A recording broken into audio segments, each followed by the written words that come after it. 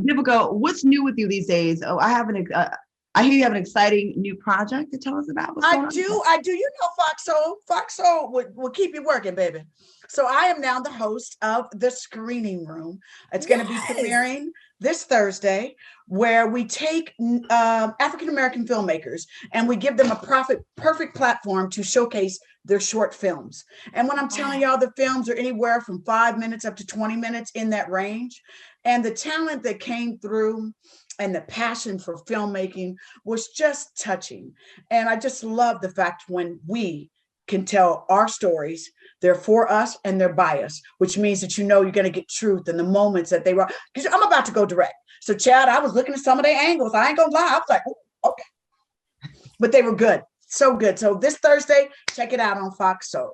Congratulations, Vivica. Yes, another one. And FOXSOUL keeps growing and growing and growing, and y'all growing with us, and I love to see it. Love it, love it, love it. So y'all make sure you check it out on Thursday, the Screening Room. I've seen some of the pieces that came through already. Some great projects. Y'all definitely don't want to miss that. And what people don't really realize about that kind of platform is that they absolutely don't realize that there is a place that they can submit their work so it can be seen. And so that's the great thing about it, because there's a lot of talented people out there that just don't know where to go. So now you know where you can go. Yeah, that's dope. That's dope. Keep them checks coming, FOXSOUL. I know that's right. FOXSOUL is doing their thing. Every day I'm hustling, child. They're not but that wouldn't fit me. Can I tell y'all what I love about FOXSOUL is that I just really am so proud of the network that they're giving grown folks, every one of us, that it's like every Monday we get to talk about our projects, life, and everything. Like during the pandemic, this has been so welcoming. So thank you, FOXSOUL. We love y'all. Yes.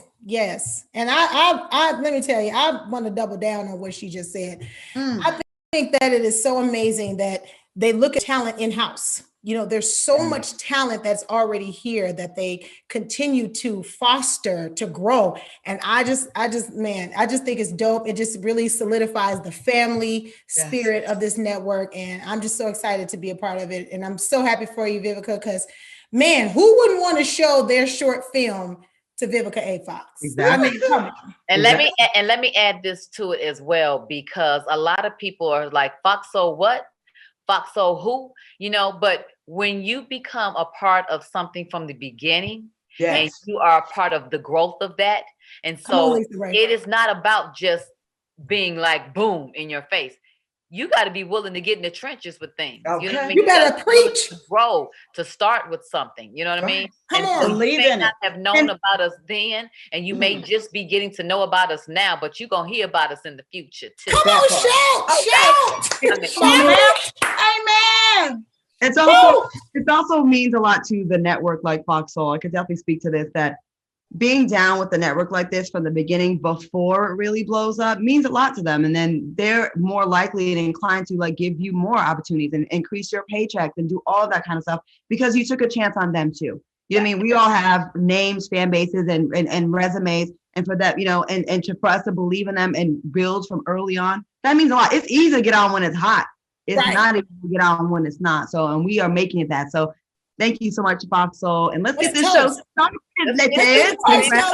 Let's toast to Vivica's new project and FOXSOUL and Cocktails for Queens and everybody else. Wait a minute. And they're winning awards now. Did you just hear about them winning the awards? You know, we get these emails and baby, we like, yeah, we big up and over here, FOXSOUL. Black Report is coming up. That's big. That show's really good too. So ladies, before we dive into some topics, we definitely have to take a moment and send our condolences to rapper Nicki Minaj, whose father was reportedly struck and killed by a hit-and-run driver in New York on Friday. He was just 64 years old, which is awful. I've been hearing this has been happening a lot more in New York. Well, not just in New York, but everywhere. People are just like the disregard of life and to just keep on going is disgusting. So our thoughts and prayers.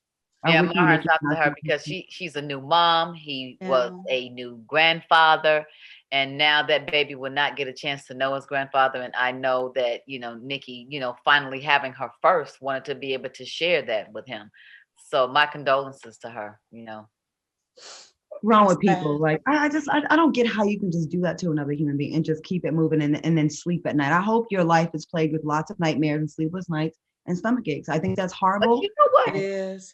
The people in New York, they move so damn fast anyway. True. Until I'm sure that they probably didn't even know. They probably felt like, okay, I just spun them around or something, and I'm gonna keep it moving because they. And I don't want to say all of them because I was gonna say rude, but you even have the bicyclists hitting your car like, get out of the way. Sure enough, it's so there much is a level of aggression.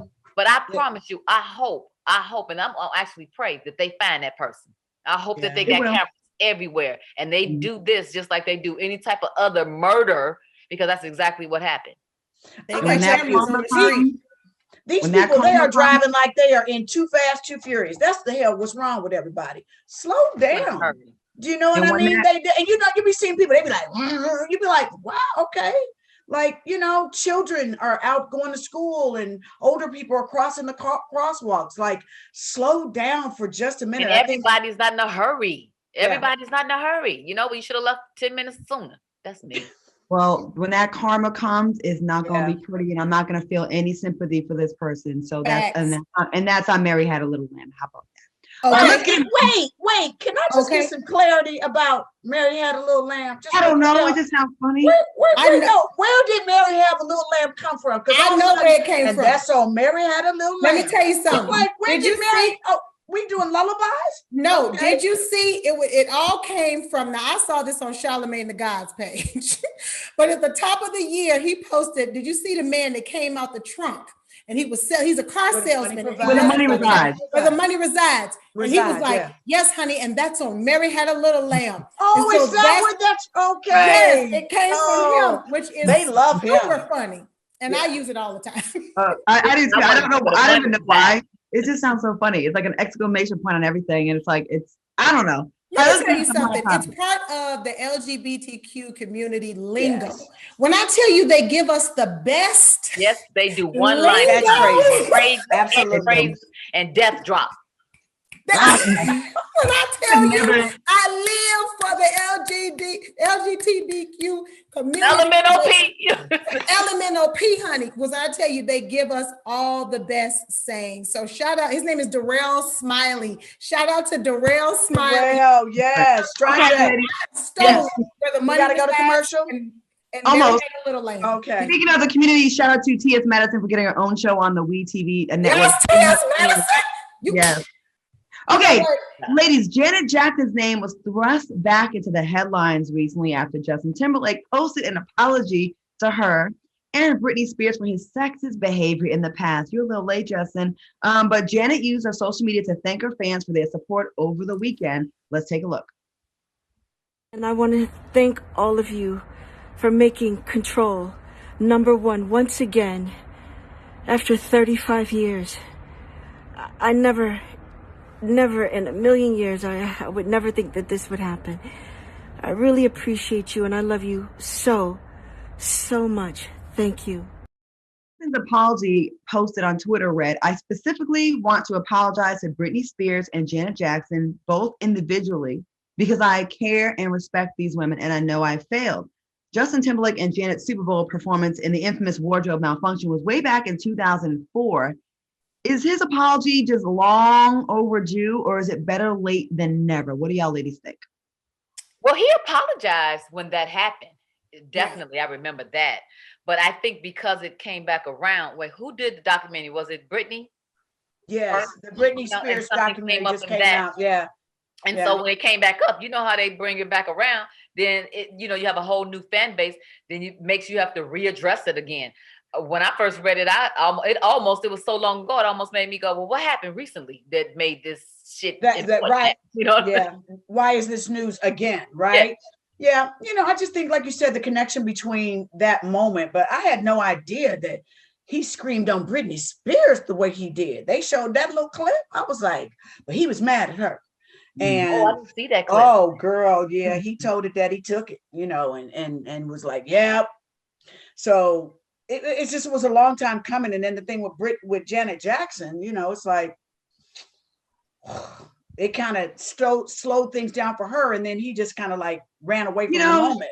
She could have used that apology because he's white and mainstream. She could have used that right when it happened instead of like waiting so long, because people for a long time really shamed her for like she was some kind of Fuji or whatever. How could she do this? And he had a part in it as well. So I'm like, where was this then? It's easy to say sorry for something you did 16 years ago now. I could say, sorry, mom, for that time I stayed out late or I crashed your car 20 years later. But, you know, that's a long time. She's been waiting for that. Can I say this? There was totally sexism in it because the next Super Bowl or whatever it was, Adam Levine came out and totally took off his shirt and nipples was everywhere, this and the third. But because it's a guy, it was everybody's like, okay, what's the, you know, go ahead, Lisa. But this was a mistake. This was a malfunction, wardrobe malfunction. She didn't try to do that, right?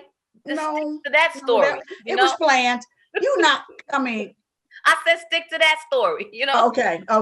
Gotcha. So either way, though, like even if it was a malfunction or not, what I'm concerned about is why was Janet crucified more than anyone else? And here's the thing that we don't address enough. Well, we're just now starting to act like we know how they treat Black women in media and in the entertainment industry. Yeah. So you could be Janet Jackson and they don't care. They will still crucify you. And I feel like the blame is on the NFL. Because it always, you know, as we can see, they are outrageously horrible anyway. Because if you want to be real technical, where was Colin Kaepernick during the Super Bowl? So I just think that the NFL organization in general is trash. And the way that they held it, they could have done better with Janet Jackson. She's an icon. Clearly, you don't think that she's out here trying to throw her breasts, her titties around to get likes or to get claps. So she was already big. She was Janet Jackson. Okay. Yes. Musical family. Period. So and Justin, the nipple, it wasn't even a nipple showing. Look, Kim did it at the awards when MTV Awards. Did that. So why was that a big deal? And even but it was the planned, nipple showing though. It wasn't even no nipple. It was just a pasty. And even if it was planned, the fact that they went so hard on her and he was off scot-free when he's the one that ripped it off, I think it was maybe planned. I don't know what it was because it came out perfectly. But who knows? My problem is keep that same energy for him as you give it her. It's so easy to just like attack the Black woman. But that's across the board. We keep seeing that. Let's take a quick break. We have a lot more to discuss here on Cocktails and Queens when we return. We'll be right back.